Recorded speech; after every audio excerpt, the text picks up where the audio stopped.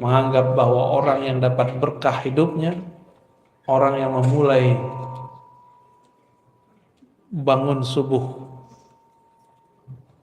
yang mulai dengan berjamaah di masjid, itu keberkahan yang berlipat. Semoga yang hadir pagi ini diberkahi oleh Allah SWT.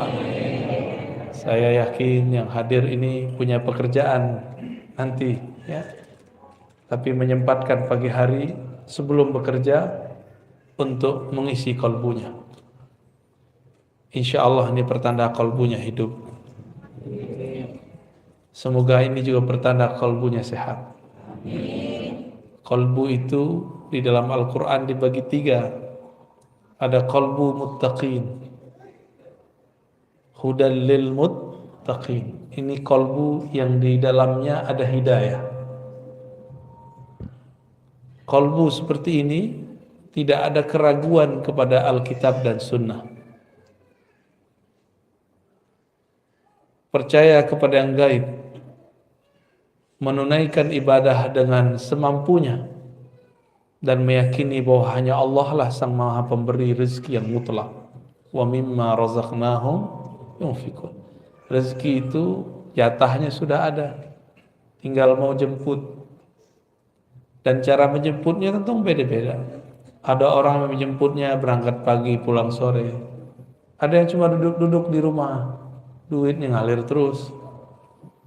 Ada yang harus banting tulang, badan sudah hancur tapi tidak kunjung juga dapat, ya. Karena cara dia menjemputnya tidak sesuai. Saya doakan apapun keadaan kita, semoga itu dalam berkah dari Allah Subhanahu wa taala. Keberkahan itu hanya diyakini oleh orang-orang yang muttaqin, yang percaya dan hatinya ada nur yakin. Maka disebut muqinun. Mereka ini orang-orang yang yakin, orang-orang yang penuh keyakinan. Ini disebut qalbul muttaqin. Qalbu apa? Qalbu ini qalbu yang sehat. Makanannya qalbu itu Quran. Isi Quran hudal linnas, hidayah. Bukan lip sync, bukan gaya-gayaan, mau sholat diputer, itu namanya cuma ingat-ingetin. Bukan mushaf itu saja dibawa kemana-mana, bukan. Tapi ketika dia menghayati isinya. Maka jangan terlalu nafsu baca Quran. Baca Quran itu dengan ketenangan kalbu. Baca Quran jangan nafsu, cepat-cepat khatam. Membacanya penuh dengan penghayatan, ya. Semoga di masjid ini nanti ada majelis tafsir Quran berdasarkan kitab-kitab yang sahih, kitab-kitab yang ditulis oleh para ulama ahli tafsir. Gak usah banyak-banyak, 1 ayat 2 ayat, tapi jalan terus. Karena mengatakan makommu nanti di surga adalah di akhir ayat yang engkau baca dan pelajari. Nanti kita terakhir bacanya apa, disitulah makom terakhirnya. Ya. Percaya nggak tuh? Percaya, ya. Apa kata Allah? Irqi, naiklah kamu. Makomnya naik terus, 1 ayat beda dengan orang di samping, itu udah ibarat langit 1 dengan langit 2. Makomnya sangat jauh sekali. Ini kalbu yang pertama, kalbul muttaqi. Ada yang kedua, kalbul kafirin. Kalbu orang-orang yang kafir. Kalbu orang yang kafir ini sawaun alaihim a'anzartahum am lam tunzirhum la yu'minun. Kalbu dia keras. Mau diingatkan sama. Buat majelis, gak buat majelis, bagi dia itu masalah. Azan keras-keras bagi dia masalah. Semoga tetangga-tetangga masjid di sini kolbunya tidak ada yang kolbul kafirin. Ya. Malah senang kalau di depan rumahnya banyak berjejer mobil, motor. Ketika orang ramai ke masjid, dia rela. Ketika pintu pagarnya tertutup, itu orang Kolbu yang pertama, bukan kolbu yang kedua. Qalbul kafirin, Allah kunci kolbunya. Khatamallahu ala qulubihim. Walaupun kita sodorkan ayat kepadanya, kita sodorkan hadis kepadanya,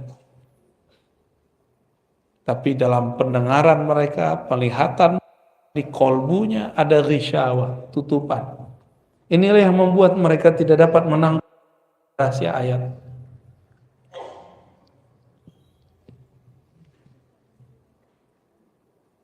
Namun ada kolbu yang lebih gawat lagi, namanya kolbul munafiqin. Kolbu orang munafik. Munafik itu nafaqah. Orang-orang yang menunjukkan kesolehan tapi menyembunyikan kekufuran. Izhar as-salah wal iman wa ikhfa'ul kufr wal fisq. Menyembunyikan kebusukan hatinya, kekufurannya, ingkarnya, menunjukkan kesolehannya. Maka orang begini ketemu orang beriman yang pertama, kelompok muttaqin, seakan soleh. Nanti ketemu orang-orang kafir pun dia ejek lagi itu orang-orang yang muttaqin. Namun karena mereka ini menyembunyikan kekufuran, sangat sulit untuk mendeteknya. Mendeteksi ini orang ini siapa sebenarnya. Disebutkan di dalam Al-Quran bahwa mereka ini mengatakan beriman kepada Allah dan hari akhir, tapi sebenarnya mereka tidak percaya. Seperti lain di mulut, lain di hati. Ini ciri pertama, qalbu munafik. Dan dalam diri kita ada itu semua.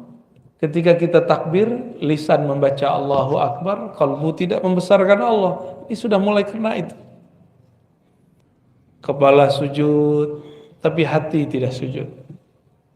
Kita semua ya, benar. Baca subhana rabbil azim wa bihamdi, tapi tidak mentakzim Allah. Baca subhana rabbil a'la wa bihamdi, tapi tidak Allah subhanahu wa ta'ala. Allah enggak perlu disuci-sucikan.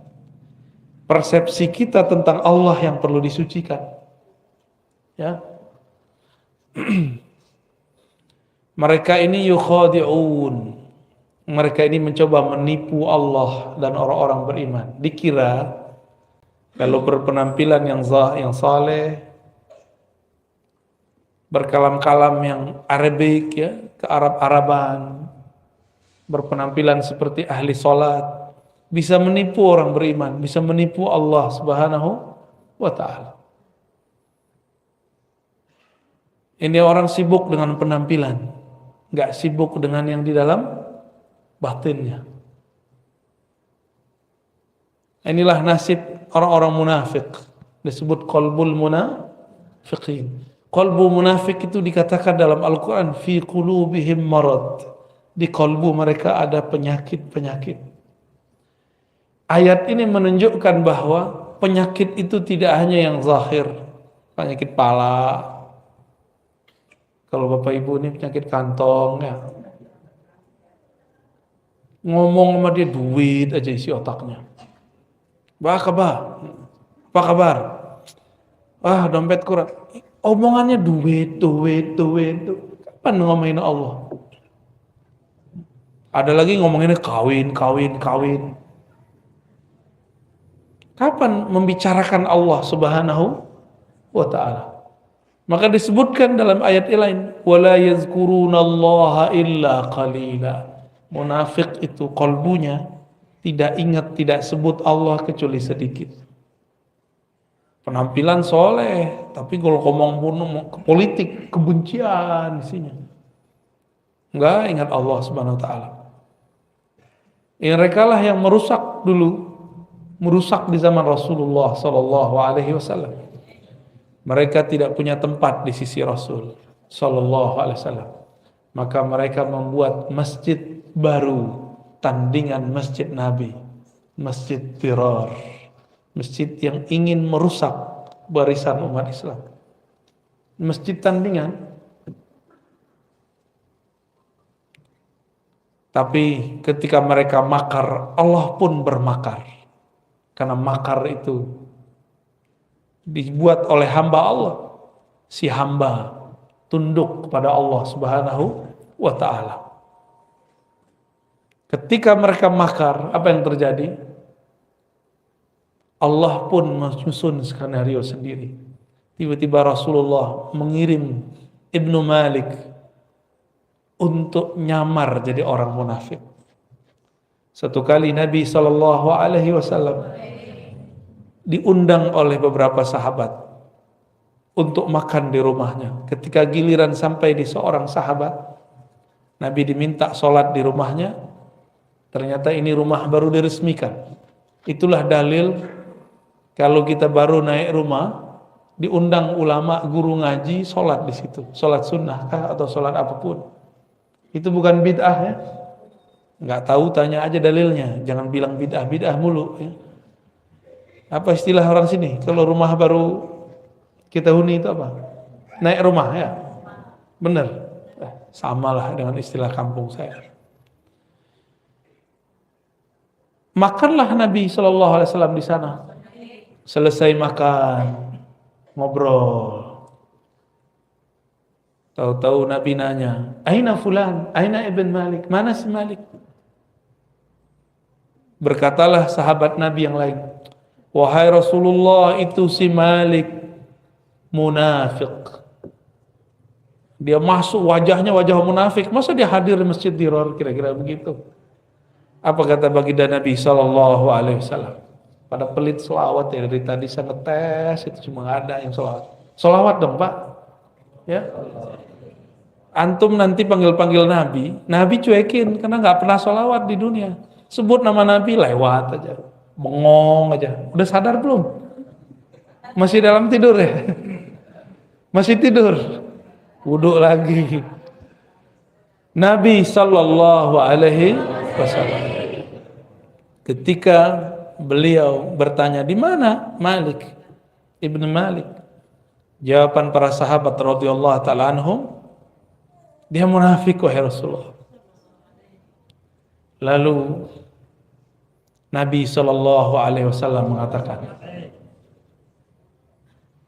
jangan kamu katakan dia munafik.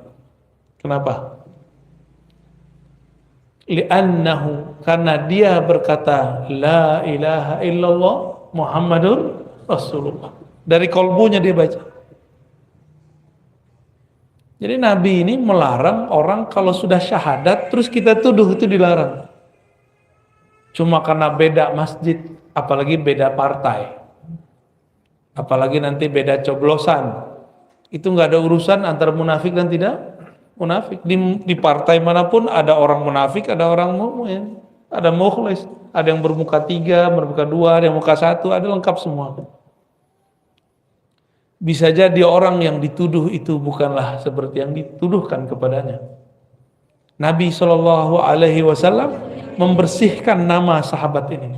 Ternyata itu orang adalah orangnya Nabi, disisipkan kepada orang munafikin. Jadi tenang aja. Katanya corona ini buatan-buatannya mereka ya. Biarin, tenang aja. Emang Allah tidur? La ta'khudhuhu sinatu wala naum. Allah tidak pernah tidur. Ngantuk aja enggak. Kenapa kita ngantuk? Karena kecapean. Allah pernah capek enggak? Allah pernah lelah? Tidak pernah. Allah pernah lalai? Enggak. Karena Allah tidak pernah tidur, tidak pernah lelah, tidak pernah ngantuk, maka Dia tidak akan pernah membiarkan orang Islam, orang beriman disiksa, dizalimi, nggak akan pernah membiarkan. Karena Allah lah waliyul ladzina amanu, wali penjaga orang-orang yang beriman. Allah menyebut dirinya wali. Wali artinya penjaga. Maka wali Allah di muka bumi adalah orang-orang yang menjaga ajaran-ajaran Allah Subhanahu wa ta'ala. Ajaran Allah itu bukanlah ketika berpakaian, pakaian takwa. Ini emang pakaian takwa namanya? Ini pakaian Ahok ini. Baju koko. Koko kan artinya abang orang Cina ya kan? Ya. matanya sipit lah ya. Untung keturunan ke-17 kali ya. Kita aja yang kegeeran, ini baju takwa. Nabi mengatakan at-taqwa hahuna. Takwa itu di dalam dada. Hahuna. Maka jangan lagi pernah menilai orang takwa lewat baju. Ya. Ini majelis subuh yang diberkahi Allah. Jangan nilai orang takwa lewat penampilan. Kalau ibu-ibu tuh model jilbab, apa urusannya model jilbab? Yang penting tutup aurat. Ya. Tutup aurat, tidak transparan, tidak ketat, udah muslimah, islami. Kalau bapak-bapak ini apa baju takwanya? Koko lagi? Ya salah. Nabi SAW, percaya atau tidak? Nabi itu suka pakai baju impor. Mumpung orang Batam dekat sama Singapura, ngimpor gitu. Enggak begitu. Nabi ngimpor baju, pakai baju mustawradat yang didatangkan dari luar, karena Nabi SAW di zamannya orang tidak produksi di Makkah, di Madinah, semuanya dibeli dari luar. Ya, marhaban, Kiai, fadal, Kiai. Ta'al. Syifaul qulub. Allahumma shalli wa sallim. Allahumma shalli. Fadal. Aqalbu munafiqin, inilah yang perlu kita kenal. Ada enggak karakter itu dalam diri? Sehingga ketika kita mengenal karakter itu, kita dapat mengenal cara kembali kepada Allah Subhanahu wa taala. Inilah cabang dari pengetahuan, man arafa nafsahu faqad arafa rabb. Jadi mengenal diri itu bukan hanya ngomongin diri terdiri, diri terpari, diri terpapar, apalagi itu macam-macam ilmu kajian diri. Bukan itu aja. Mengenal penyakit di dalam diri itu adalah bagian dari ma'rifatun nafs. Mengenal diri. Jangan ketinggian ngomongnya. Badanku, tubuhku, sifat Allah, qalbuku, nur Allah. Apa itu ya? Nanti ngomong itu. Emang dengan berkata begitu kita wusul kepada Allah kan enggak? Ya, ada saatnya ngomong begitu. Tapi enggak benar juga ya. Tubuh ini bukanlah sifat Allah, fi'il Allah. Tubuh ini adalah tajalli fi'il Allah, bukan fi'il Allah. Itu beda tuh. Apa arti tajalli? Allah menunjukkan perbuatannya lewat tubuh kita. Maka orang yang mengenal struktur dalam dirinya, dia akan mengenal bagaimana cara Allah berbuat ke dalam dirinya. Bukan berarti dia jadi Allah kalau habis kenal diri. Ya. Kalau kenal qalbu, kenal nur Rasulullah Sallallahu Alaihi Wasallam, belum tentu juga. Ini qalbunya qalbu yang mana? Maka pembukaan kajian kita dimulai dari pembagian qalbu. Qalbu apa yang pertama tadi? Qalbul muttaqin. Qalbu yang kedua kafirin. Qalbu yang ketiga, qalbu ketiga ini dia ada iman tapi penyakitnya lebih banyak. Karena penyakitnya di dalam dada, yang mengerti cuma ahlus sudur, ahli dada, ahli rohani. Tidak semua guru ngaji, guru ustadz itu ahli qalbu. Ada yang cuma dapat ijazah fikih. Fikih ngurusin ilmu hukum. Ada yang cuma gelar LC, MA, doktor, itu urusan akal. Ustadz begini ditanya mengenai ilmu qalbu. Apa kata dia? Bid'ah. Karena dia nggak ngerti, dia bilang bid'ah. Berarti qalbu dia lebih bermasalah lagi. Kenapa? Tidak boleh seseorang yang tidak punya ilmu terhadap sesuatu berkomentar terhadap barang itu. Saya nggak ngerti ilmu kedokteran. Boleh nggak saya berfatwa tentang kedokteran? Boleh nggak seorang dokter pemikiran Islam mendiagnosa penyakit seorang? Mendoakan boleh, mendiagnosa jangan. Saya mau tanya, dokter itu berapa tahun dia kuliah? 4 tahun. Koasnya berapa tahun? 2 tahun. 6 tahun baru jadi pakar ilmu penyakit zahir. Dan itu pun belum spesialis. Baru umum. Sama ustadz, kalau belajar agamanya baru yang zahir-zahir doang. Ya dia cuma pakar ilmu yang zahir. Jangan menjawab perkara yang batin. Ini ada orang gak pernah ngaji tasawuf, ditanya mengenai tasawuf, apa kata dia? Oh jangan belajar tasawuf, gila ntar. Tetangga saya belajar tasawuf, gila. Tuh berarti kasat mata yang dia hitung. Terus untuk apa dia belajar selama ini? Dan percuma dia belajar selama ini. Ada nggak orang kerja terus diberhentiin, apa namanya itu, di PHK, stres? Ada nggak? Ada nggak orang kapok bekerja? Kenapa orang nggak kapok bekerja? Lebih banyak orang stres karena di PHK daripada belajar zikir. Karena syaitan tidak pernah diam jika ada hamba Allah ingin belajar tentang Allah. Nggak mau syaitan diam. Makanya guru-guru ngaji, guru-guru tasawuf, guru-guru mursyid tidak akan dibiarkan oleh syaitan, kecuali dia akan membisikkan wali-walinya, wali-wali syaitan, untuk ikut menyerang ahli-ahli tasawuf itu. Maka ciri-ciri tentara syaitan adalah menyerang ahli zikir, menyerang mursyid-mursyid yang bersanad thariqatnya kepada Rasulullah Sallallahu Alaihi Wasallam. Karena hanya itulah cara menjauhkan umat dari pewaris-pewaris Rasulullah Sallallahu Alaihi Wasallam. Setan itu nyata atau tidak? Tampak nggak? Tampak tidak, nyata iya. Tampak tidak, nyata iya. Apa kerjaan syaitan? Yuwaswisu. Apa arti yuwaswisu? Membuat was-was. Yuwaswis bahasa Arabnya itu kata kerja yang sedang, akan, dan selalu. Jadi syaitan itu nggak akan pernah diam untuk membuat suuzonnya umat lewat lisan-lisan dai-dai yang juhala, yang jahil. Bukan dai ilallah, dia dai kepada dirinya, bukan dai ilallah. Supaya umat jauh daripada ma'rifatullah, mengenal Allah Subhanahu wa ta'ala. Apa ciri-cirinya? Mereka menghina kajian-kajian ma'rifatun nafs, menghina kajian mengenal diri, karena pintu satu-satunya mengenal Allah hanyalah mengenal diri. Saya mau tanya Bapak Ibu, sholat di tengah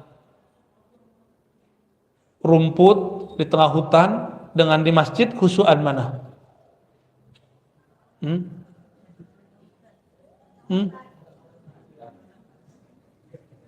Sholat ada gemercik air tambah khusyuk nggak? Iya apa enggak? Iya. Ya udah guyur aja ke rumahnya tiap hari. Kawan kita pengen sholat khusyuk, maka kata gurunya, sholatlah di tengah bunyi alam. Maka dia carilah batu di tengah sungai, biar gemercik air. Tahu-tahu ada ular naik, ya kabur juga. Ada yang katanya sholat dengerin suara alam, dengerin suara alam. Dia kira kalau dengerin suara-suara begitu bisa khusyuk. Berarti khusyuk dia di telinga.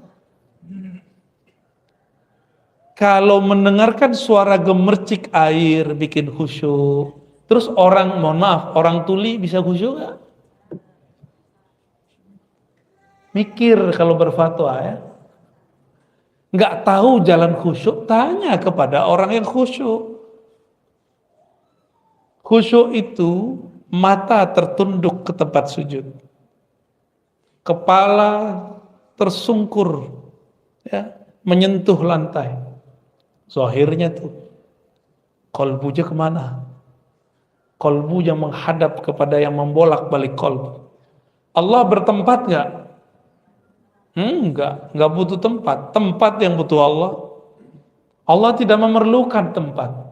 Semua tempat ini memerlukan Allah Subhanahu wa ta'ala. Lalu bagaimana menghadapkan kolbu kepada Allah? Hadapkanlah kolbumu ke dalam kolbumu. Mulai memandang ke dalam diri. Saya sebut Allah atau tidak? Jangan sibuk lagi membicarakan orang. Ini kajian tazkiyatun nafs, kajian penyucian jiwa, tapi isinya nyala-nyalain orang. Kajian tasawuf tapi membid'ahkan thariqat orang. Kajian zikir-zikir tapi membid'ahkan zikir orang yang berbeda. Katanya kajian tazkiyatun nafs. Tazkiyah artinya menyucikan diri, bukan nyalahin orang lain. Itu dua hal yang berbeda. Akibat tidak mau menyebutnya dengan istilah tasawuf. Ya. Jadi nggak usah malu ya para ustadz. Kajian kita kajian tasawuf, sebut istilah tasawuf. Karena tasawuf itu seperempat dari ajaran agama ini. Pertama bab akidah, yang kedua bab al-Islam tentang fikih, yang ketiga bab tasawuf, yang terakhir bab akhir zaman. Tapi jangan salah guru juga tuh akhir zaman. Kalau nggak beres yang nomor tiga ini jadi cocok logi, karena galau, kolbunya nggak selamat. Udah berapa kolbu kita? 3. Orang kolbu munafik ini wajahnya terlalu banyak. Terlalu banyak. Datang ke orang beriman, dia ngaku beriman. Datang ke kelompok A, seakan-akan dia kelompok A. Nanti ketemu yang gak percaya kepada Allah, dia ejek-ejekin tuh orang beriman, kawan-kawannya. Saya itu kalau ke masjid itu gak enak sama tetangga. Nanti kalau dilihat sama tetangganya, kok kamu duduk sama orang itu? Ya, jaga persahabatan. Selalu bermanis-manis mulut. Orang-orang munafik itu diajak buat baik. Apa kata dia? Kami lebih baik. Innama nahnu muslihun. Kami udah duluan daripada ente. Ya. Diajak beriman, dia bilang, orang beriman tuh orang-orang bodoh itu. Nih, mukanya banyak. Mukanya terlalu banyak. Bapak Ibu yang melakukan Allah, jangan banyak-banyak muka. Muka kita cukup satu menghadap kepada Allah Subhanahu wa taala. Wajjahtu wajhiya lilladzi fattaras samawati wal ardh. Aku hadapkan wajah. Wajah itu adalah sesuatu yang menghadap. Maka disebut ini wajah. Padahal ini bukan wajah sebenarnya. Wajah yang sebenarnya bukan ini. Wajah itu ada di kolbu. Kolbu itulah yang menghadap kepada Allah Subhanahu wa ta'ala. Ada sebenarnya kolbu yang di atas 3 kolbu ini. Kolbul aulia. Kolbunya para wali. Apa ciri-ciri kolbu para wali? Salamatu sudurihim. Sodornya, dadanya, hatinya selamat daripada penyakit-penyakit kolbu. Enggak hanya itu, dia selamat daripada su'udzan. Tidak hanya itu, selamat dari syak. Ini kolbu para wali, dan di dalamnya berisi tentang berlian-berlian ma'rifatullah, mengenal Allah Subhanahu wa ta'ala. Maka para aulia itu di kolbunya ada kitab, baca ayat, ada ustadz baca ayat, wali baca ayat, hasilnya beda. Karena di kolbu dia ada kitab yang Allah turunkan ke dalam kolbunya, itu disebut ilmu laduni. Kolbunya wali Allah ini la khaufun alaihim wala hum yahzanun. Mereka tidak gelisah. Gak ada sedih yang berkepanjangan. Kenapa? Qulubuhum ma'muratun bidzikrillah. Kolbu mereka makmur menyebut nama Allah. Ramai di kolbunya sebutan asma, nama-nama Allah Subhanahu wa ta'ala. Masih ingat waktu kecil dulu takut ada pohon besar, lampu nggak ada. Ini Batam ini kan baru banyak lampunya kan beberapa tahun belakangan ini aja. Dulu-dulu kan belum ya. Yang paham maksud saya, kalau kita lewat di satu tempat yang gelap, kita kata orang ngucap gitu ya. Ngucap apa? Guru saya diajarin sama dokter. Ngucap Pak. Dia nggak tahu itu ulama. Maka dia kerjain tuh dokter. Ngucap. Lagi diperiksa sama dokter, dia sakit, tapi nggak kelihatan sama alatnya. Saya sakit dokter. Ngucap Pak. Udah tua nggak mau ngucap katanya. Maka dia bilang ngucap. Itu ulama. Dokter ini nggak tahu yang dipegang ini seorang mursyid, guru ahli zikir, guru saya, Abu Ya Hasan Basri namanya.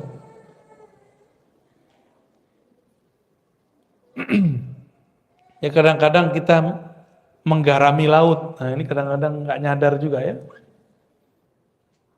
Di depan saya laut apa nih? Kolam. Jangan comberan. Bapak Ibu yang melakukan Allah, ada qalbul aulia, ada juga qalbul anbiya. Qalbu para nabi.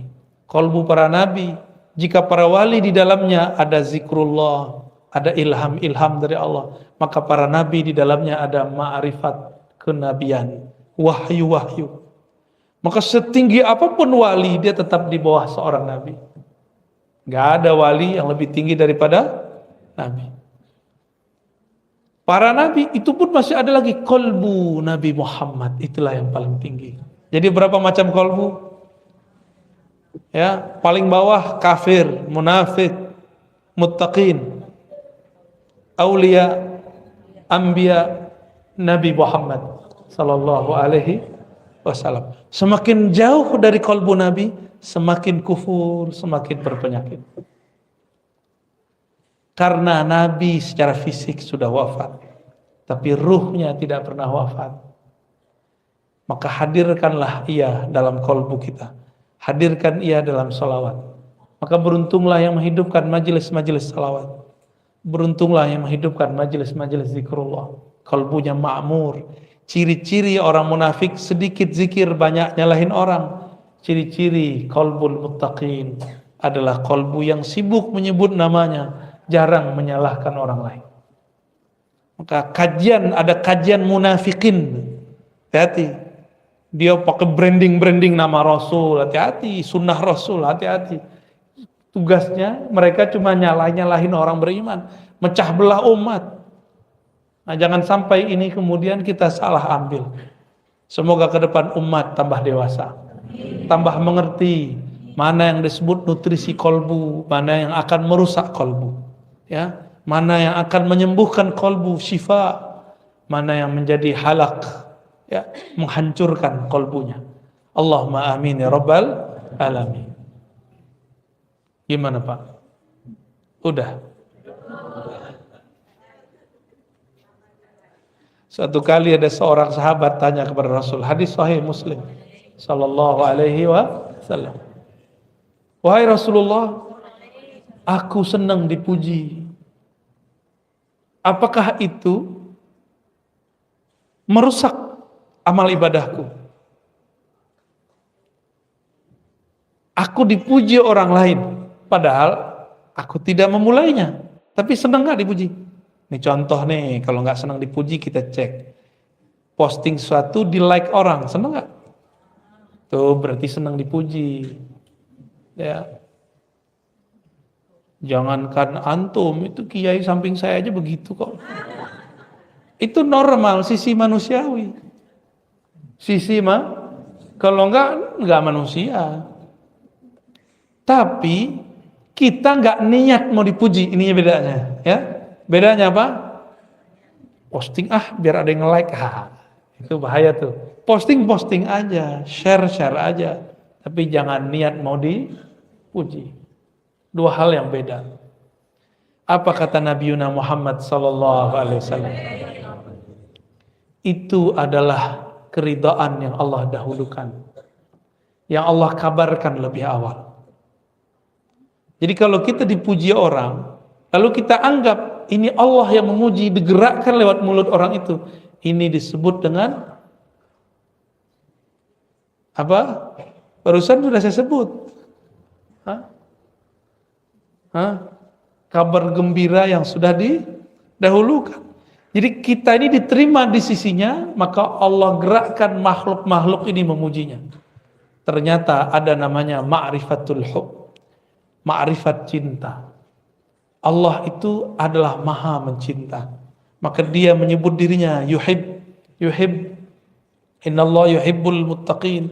Innallaha ma'as sabirin. Ya. Innallaha, gimana lagi ayatnya? Ya, yuhibbul mutatahhirin, tawabin. Semuanya itu ada sekitar 7 lah. Kata cinta. Allah menyebutkan kata cinta sebagai kata kunci tentang dirinya. Kalau saya mencintai seseorang, itu saya memerlukan perhatian dia. Saya butuh dia.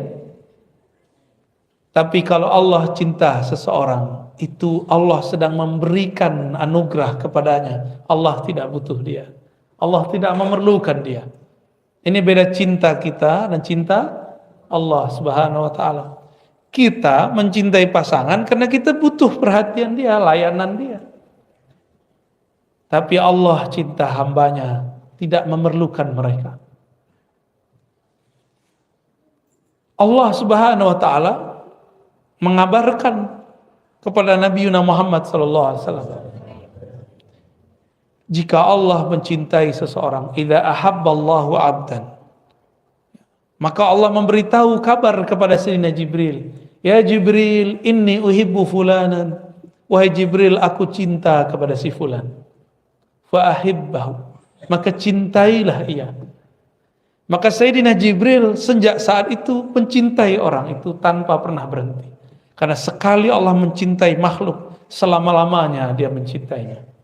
Allah tidak pernah mengkhianati cintanya. Allah itu sangat setia. Beda sama kita, beda dengan saya, beda juga yang di samping saya. Beda.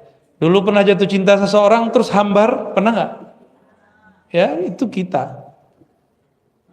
Ada orang menikah mewah, meriah, tapi umurnya cuma seumur jagung, 3 bulan cerai.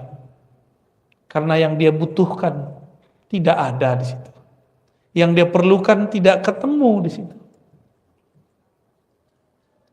Suatu kali ada orang nelpon Buya Hamka. Dalam bukunya dicerita, dalam videonya pun, dalam suara rekamannya dicerita. Perempuan itu menelpon beliau, masih keturunan Ningrat, ingin menjadi istri Buya Hamka. Buya Hamka bilang, saya sudah tua, saya tidak bisa menafkahi batinmu. Apa kata dia? Saya tidak perlu, wahai Tuhan, saya hanya ingin membersamai Buya. Wah, gawat itu. Tapi begitulah cinta. Dia hanya ingin khidmah kepada yang dicintainya. Nah, bunuh dulu handphonenya ya. Matikan. Itu bahasa halusnya. Matiin itu bahasa kasar itu. Sama kasar dengan bunuh. Tuh matiin. Mengganggu orang lain kalau saya nggak terganggu. Taib, ya. Jadi Allah buat pengumuman, wahai Jibril, aku mencintai fulan, fa ahibbahu. Maka Jibril turun ke langit ke-7. Mengatakan, ya ahlas sama, wahai penduduk langit, innallaha yuhibbu fulanan, Allah cinta kepada, fa ahibbuhu, maka cintailah mereka. Malaikat butuh cinta enggak?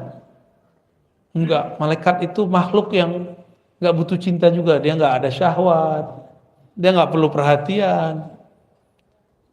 Malaikat itu makhluk yang statis, kaku, disiplin. Itu malaikat. Mirip-mirip kayak robot, tapi robot Allah. Jadi kalau saya menyebut, biar antum paham, malaikat itu makhluk kayak apa? Kayak robot. Sesuai dengan apa program, begitu dirubah-rubah. Semua malaikat dari langit ke-7, langit ke-6, sampai ke langit mengatakan inni uhibbu fulanan. Aku cinta kepada fulan karena Allah cinta kepadanya. Inilah yang disebut viral di langit. Ya, terkenal di langit, enggak sembarang-sembarangan itu. Terkenal di langit belum tentu terkenal di bumi. Namanya harum di langit. Kenapa? Karena dia sebut-sebut nama Allah. Tapi biasanya kalau sudah viral di langit, dia adalah orang yang memviralkan Allah di bumi. Orang-orang yang memperjuangkan agama Allah di bumi, Allah viralkan dia di langit. Nama-nama dia disebut. Inilah yang dikatakan dalam surat Ghafir, bahwa para malaikat memintakan ampun, yastaghfiruna lillazina amanu. Mereka memohonkan ampun untuk orang-orang yang beriman di bumi. Semoga nama yang hadir pagi ini termasuk disebut di sana. Amin ya rabbal alamin.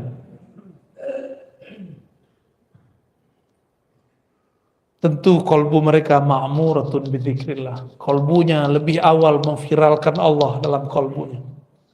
Maka berlatihlah zikir kolbu kepada ahlinya. Saya yakin di Batam ini banyak ahli zikir. Ya, nggak mesti sama yang di YouTube itu. Ya, di dekat kita ada guru yang bisa ngajar, ikuti dia.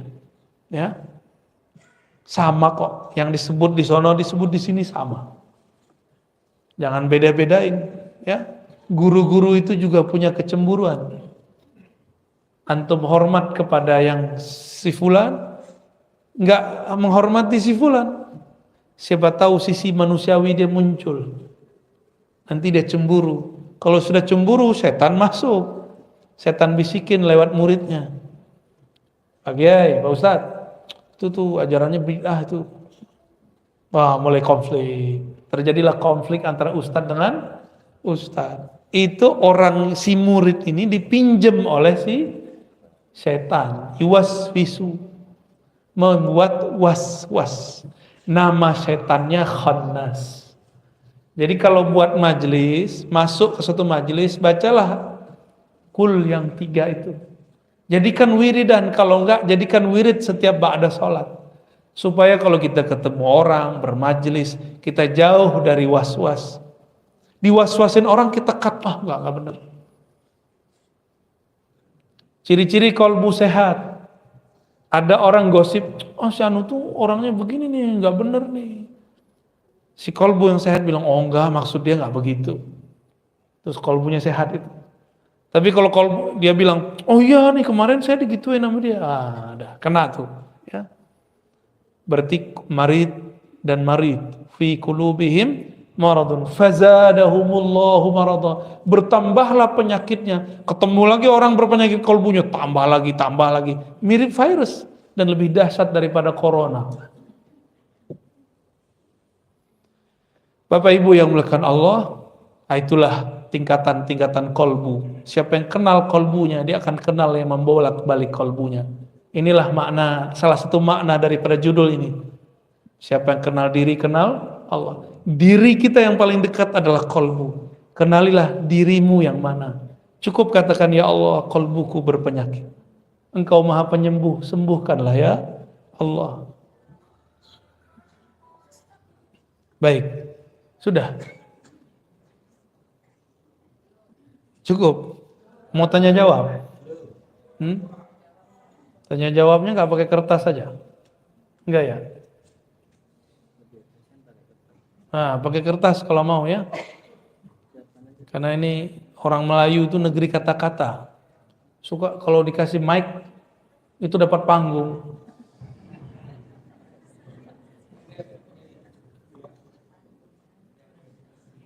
Nah, silakan ditulis.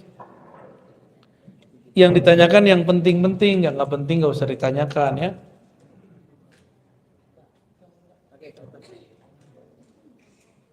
Wah, Pak Armen dari Tanjung Piau, Piayu, Kubu, sekampung Pak. Bolehkah Buya mengijazahkan sholawat Al-Mahdi? Sholawat yang mana itu Pak? Salawat yang saya ijazahkan itu namanya salawat ahadiyah. Di situ tertulis Al-Mahdi. Coba sama-sama baca. Allahumma ya ahad. Ya Allah yang Maha Esa. Salli ala Ahmad. Sampaikan salam kami kepada Nabi kami Ahmad. Allahumma ya ahad. Salli ala Muhammad. Yang Maha Esa ya Allah, sampaikan rindu kami kepada Nabi Muhammad. Allahumma ya ahad. Salli ala al-Mahdi khalifatika ya ahad. Ya Allah yang Maha Esa, sampaikan salam kami, rahmat Engkau kepada Imam akhir zaman, Al-Imam Al-Mahdi, Khalifah Engkau, wahai yang Maha Ahad. Saya ijazahkan siapapun yang mengamalkan itu, ya. Afdolnya pagi diamalkan 100, kalau tidak ya 10, kalau enggak ya sekali. Karena itu peta ma'rifat akhir zaman.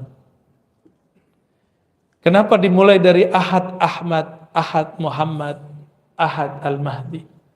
Karena yang ada di kolbunya Nabi SAW mengenai ilmu ma'rifatullah Al-Ahad. Yang ada di kolbu Nabi ilmu tentang Ahmad, yang ada di kolbu Al-Mahdi ilmu tentang Ahad dan Muhammad sallallahu alaihi wasallam. Maka Al-Mahdi nanti itu obrolannya nggak jauh-jauh daripada ilmu mengenal Ahad, mengenal Ahmad, mengenal Muhammad sallallahu alaihi. Itu aja ciri. Jadi ciri-cirinya bukan hidung mancung, jibat apa? Langsung tutup hidung dia. Emang antum hidungnya mancung? Kalau di hadis hidungnya mancung, jidatnya lebar. Itu setelah diislah, kelihatan semuanya. Sebelum diislah, betapa banyak zuriat Nabi hidungnya mancung, jidatnya lebar. Yang enggak zuriat Nabi juga banyak. Ada orang datang ke saya ngaku Imam Mahdi, cuma karena jidatnya lebar, hidungnya agak mancungan dikit. Tapi kalau saya hitung-hitung dari samping mancungan saya juga sih. Langsung kita ngomong, ente kalau standar Mahdi itu ke jidat lebar, hidung mancung, mancungan habaib, mancungan orang Arab, mancungan orang-orang Eropa. Hadis itu kan riwayat ahli hadis. Ahli hadis hanya meriwayatkan yang empirik. Apa arti empirik? Yang zahir-zahir. Yang meriwayatkan di balik itu siapa? Itu ulama yang takut kepada Allah, al-arifuna billah, ahli ma'rifat. Mereka yang ngerti siapa Al-Mahdi. Ada lagi yang datang, dia bilang ke saya bukan ulama, tapi kalau ustadz nggak ngerti tentang Mahdi tanya saya. Ya salam. Yang ustadz siapa? Ya. Yang ngerti Al-Mahdi siapa? Ada yang ngomong begitu. Hebat nggak tuh? Ya, cuma lewat mimpi-mimpi doang dia percaya Al-Mahdi. Apakah zikir Allah atau hu boleh diamalkan tanpa talqin dari guru? Nggak boleh. Harus pakai guru. Zikir Allah itu zikir sudah zikir, kalau versi kedokteran harus dengan resep dokter. Kalau nggak pakai dosis dari dokter takut overdosis. Dan saya sudah banyak ketemu lancang ngamalin zikrullah tapi nggak lewat ahlullah. Maling namanya. Nyuri ilmu lewat YouTube. Dulu jangankan lewat YouTube, orang ngaji dalam masjid kita nguping lewat jendela, itu haram diamalkan. Nggak boleh. Itu nyuri namanya. Hadir, harus hadir. Karena yang diberkahi itu orang yang hadir. Orang yang hadir itu dia sudah menghancurkan egonya. Kayak kiai ini kan udah menghancurkan egonya, duduk di bawah saya itu udah hancur egonya sudah. Tapi setan bilang lagi, ente hebat, ego mau bisa diatur. Setan itu dia berbintang-bintang. Ada setan ego, ada setan kalau ego sudah hancur dia muncul lagi, itu bintangnya 3 tuh. Nah, dia masuk ke dalam sir, dia dipelototin terus. Hati-hati ya, hati-hati. Makanya disebut hati-hati ya. Jadi jangan coba-coba amalkan zikir itu tanpa bimbingan seorang mursyid. Khawatir salah dosis. Jangan-jangan yang gila-gila itu dia pernah ngamalin lewat buku. Bener Pak Kiai? Kalau pengalaman saya di kampung dulu, itu banyak yang bunuh diri. Bukan banyak, ada satu bunuh diri. Tiba-tiba dia terjun ke jurang. Stres. Sebenarnya stres karena pekerjaannya nggak ada. Pelarian ke torikot. Torikotnya tidak menyembuhkan karena torikotnya tidak, gurunya nggak memperhatiin dia. Yang diajarkan zikir standar. Nggak puas, galau, terjun masuk ke tebing, mati. Apa kata orang? Oh dia sesat karena masuk torikot, dia gila. Bukan, dia tuh stres karena pekerjaannya melarikan diri ke torikot. Ada adik kelas saya kuliah di kampus. Di kampus itu lagi ketat-ketatnya, ada dosen yang ketat dalam buat proposal tesis. Stres dia. Stres melarikan diri belajar torikot. Ternyata dalam stresnya dia sudah gila. Diajarin torikot tambah gila. Hilangin dulu stresnya baru belajar torikot. Ya, makanya mohon maaf kepada yang minta talqin. Saya tidak pernah mengobrol talqin. Ngaji aja dulu sehingga muncul kesadaran batin yang dahsyat baru ditalqin. Gak penting talqin kalau belum beres isi kepalanya. Ya, jadi jangan minta talqin pakai nafsu. Ya, baru sekali ketemu minta talqin. Ya, kecuali kiainya bolehin. Kalau saya enggak. Yang saya dapat dari dulu enggak begitu. Saya ngaji dulu lama-lama, baru saya talqin. Sehingga betul-betul kalimah itu masuk ke dalam kolbu karena kesadaran, bukan karena ikut-ikutan. Orang nangis kita nangis, enggak. Orang zikir kita zikir, enggak. Karena ada kesadaran itu dalam diri baru kita baca. Apa yang dimaksud Nur Muhammad? Ini bukan Nur Muhammad nama orang ya.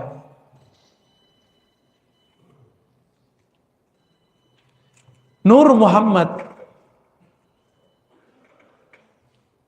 sebenarnya Nur Muhammad itu saya jelaskan apa sebenarnya Nur Muhammad. Allah Ahad menghembuskan hembusan pertamanya disebut dengan Ahmad. Maka bernamalah Ahmad itu Ruhullah. Ruh hembusannya Allah Subhanahu wa ta'ala.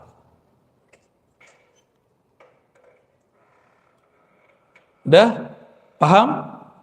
Yang nggak ikut nggak dapat bagian berarti. Ya. Ruhullah itu memancarkan cahaya. Cahayanya disebut dengan Nur Muhammad. Ada yang debat. Saya lagi pulang kampung di debat. Dia nggak bisa bedain antara ruh dan nur. Pakai hadis palsu lagi. Awal yang diciptakan Allah adalah nur nabimu wahai Jabir. Itu kan hadis nggak sahih. Gak usah pakai hadis itu kita ada hadis yang lebih sahih.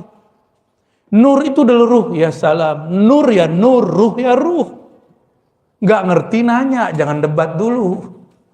Ini udah debat aja ya. Naik lagi tangannya begini kan. Oh berarti yang nanya itu bukan sisi nurnya, tapi zulmaniyah dalam dirinya. Karena ada kesombongan ketika bertanya. Ingin menjidal, mendebat. Padahal ilmu ini bukan untuk jidal, bukan untuk debat. Ilmu ini peta jalan pulang kepada Allah Subhanahu wa ta'ala. Nggak ngerti beda nur sama ruh udah berani debat.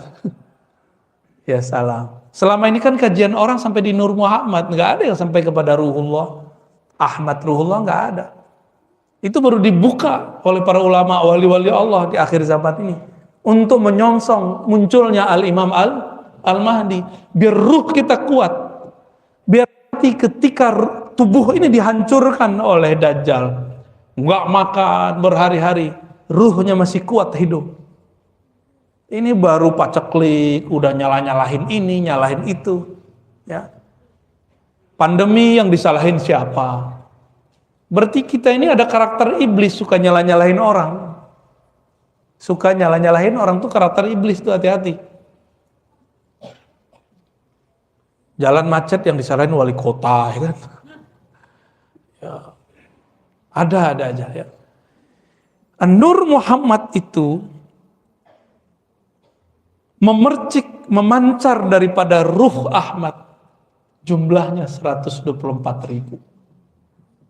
Makanya jumlah para nabi berapa? Ini bukan cocok logi ya, ilmunya begitu. Kenapa muncul dalam hadis jumlah nabi itu 124.000? Itu semua adalah percikan pancaran daripada Nur Ahmad. Disebut Nur Muhammadiyah. Nur Nabi Muhammad Sallallahu Alaihi Wasallam. Nur itu sudah ada sebelum Nabi Adam ada. Makanya Nabi mengatakan, aku sudah diangkat jadi Nabi, sedangkan Adam baru tanah, belum dicipta. Jauh sebelum itu aku sudah dicipta, ribuan tahun sebelum Nabi Adam. Nama beliau saat itu Ahmad. Maka Ahmad itu nama ruhnya Nabi. Nabi itu punya nama ruh, itu Ahmad. Maka Ruhullah Isa mengabarkan, inni mubasyirum birasuli ya'ti min ba'di ismuhu Ahmad, surat Shaf ayat 6. Aku Ruhullah mengabarkan sang sumber ruh, yaitu Ahmad, akan datang di akhir zaman. Datangnya pakai nama baru, namanya Muhammad. Apa yang beda Ahmad dengan Muhammad? Ada mim depan, ada tasdid. Nah itu sirnya.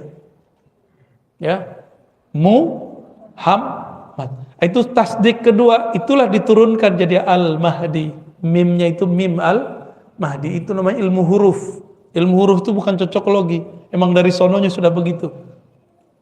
Al-Mahdi yang di-guidance oleh Allah, yang dibimbing kolbunya oleh Allah, bukan dibimbing pakai Google. Yang dibimbing langsung oleh Allah, bukan lewat kitab.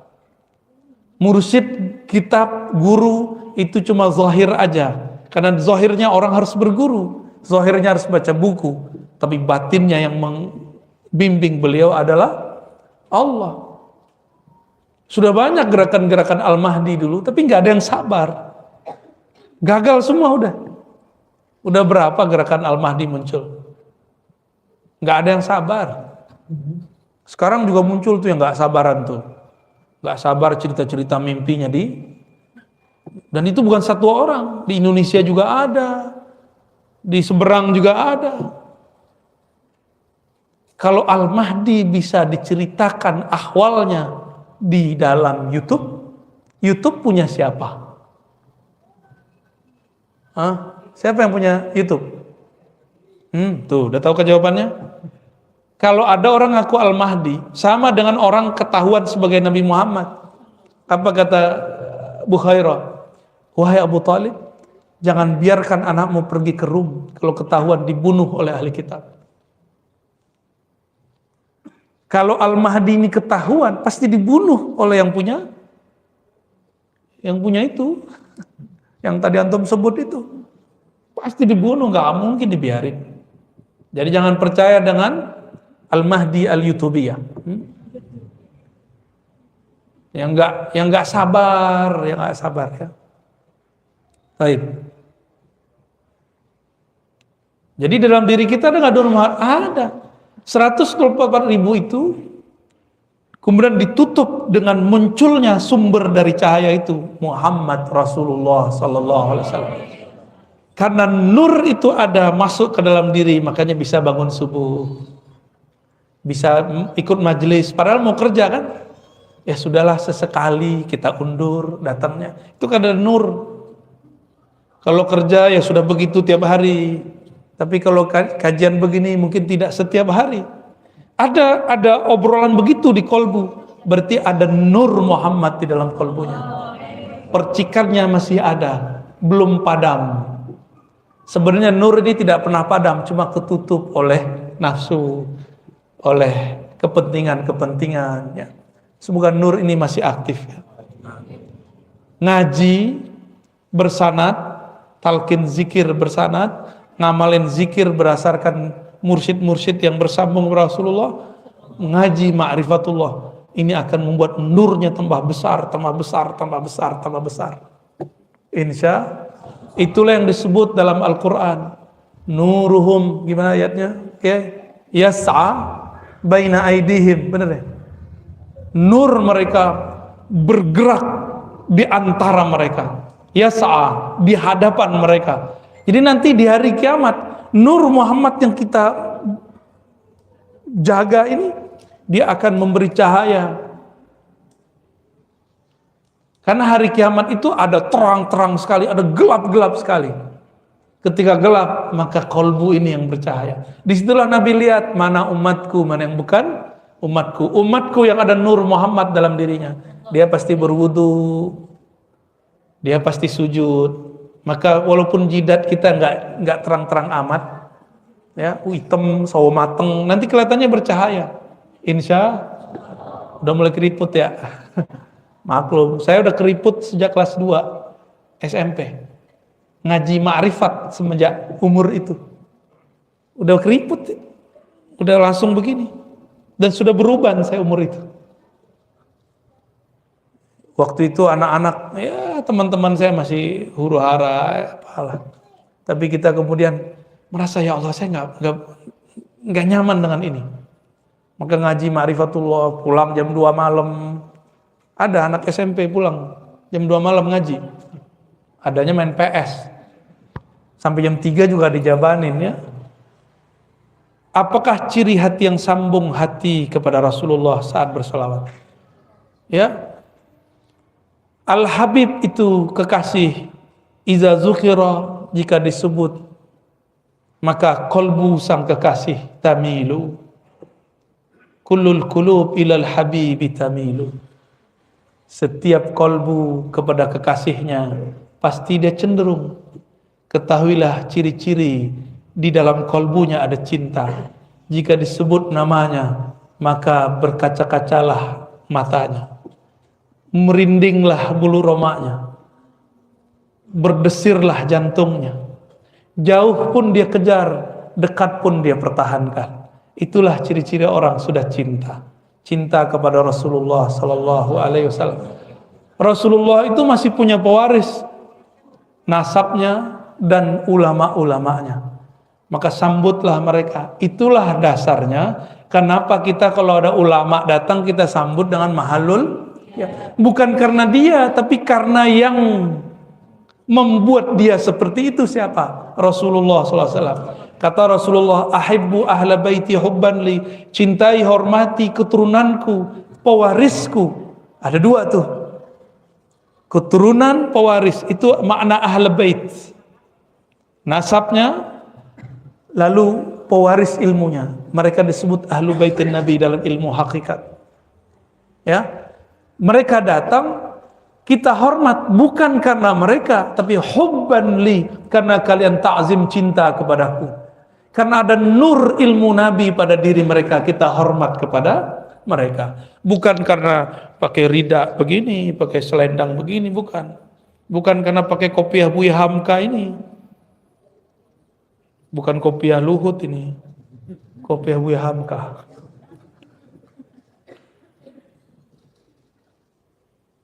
Kok kemana-mana perginya? Udah ya? Oh, ada lagi satu lagi terakhir. Ruhul Jihad. Ini namanya apa nih? Namanya Ruhul Jihad. Masya Allah. Minta ijazah ilmu-ilmu yang disampaikan yang ada di YouTube agar musalsal. Sahih, bagus. Emang begitu kalau orang sudah dapat ilmu, sudah baca buku, ingin minta diridhokan, dihalalkan ilmunya. Dengan ini siapapun yang hadir, saya izinkan untuk menikmati, menyerap, mengamalkan kajian-kajian yang ada di YouTube, tapi dari channel yang resmi. Kalau yang lain saya nggak tahu, dipotong-potong, ya. Ya, saya sebenarnya nggak punya channel, belum punya channel. Banyak yang ngajak, ayo buat dong official Ar-Razi Hasim. Takut nanti saya tamak sama duit YouTube.